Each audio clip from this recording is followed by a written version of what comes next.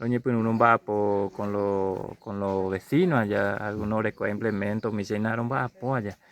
Entonces, los va a ver, yo recogi coto, recogi yo voy a hacer semillas, están va, entonces eran va por producción en 10 escuelas, entonces lo producíamos pequeña cantidad, o tocadores de cantidad allá, entonces empezaron va en 10 escuelas, por porcentaje ya eso de allá, entonces la que la recursos, pues me haré un niño pues no oye invertía a la comunidad, por ejemplo, a O ver sea, que comunidad. el alquiler de tierra, en este caso, es inala o puta peti tapizapen de ya, eso sí, No, ¿no? no, no, no, Ah, no, pero ah, allí invertían en la comunidad, pues, está necesitando en la comunidad, pues, ujú, veía allá. Entonces, parte infraestructura, parte eléctrica, coape, por ejemplo, allí además vecinas están para pero ni invertir de a poco llegó ujú, a invertir por nada, coye cuala te cojaru pila ni invertir pure allá. ujú. Entonces, por el cuiro ya poca pozo artesiano, amba de vuelta a ver, parte eléctrica, lo ya poca escuela, misaro, lo ya por la hoy que ajo la plata, Ah, eres peco experiencia de Pipe, el estado PPSA, en las envías por la calle, el tema de alquiler de tierras indígenas.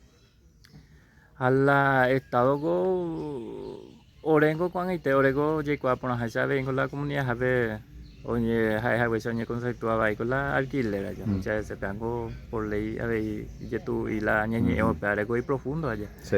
a ver go estado de coño obligación o mejor la vida digna de la comunidad indígena de allá. Pero peando y coina mongo orende que tu enojado, no, estado ya Ujú, pobre, entonces ore, no entiende por nada, pe jaroñija, amante a nada y ore allá. Entonces mm, pe ya la orero entiende, ja pe agüiro va por ojo, la que actuar ya por ojo, mm, esa mala comunidad vaya progresado de a poco allá, mm.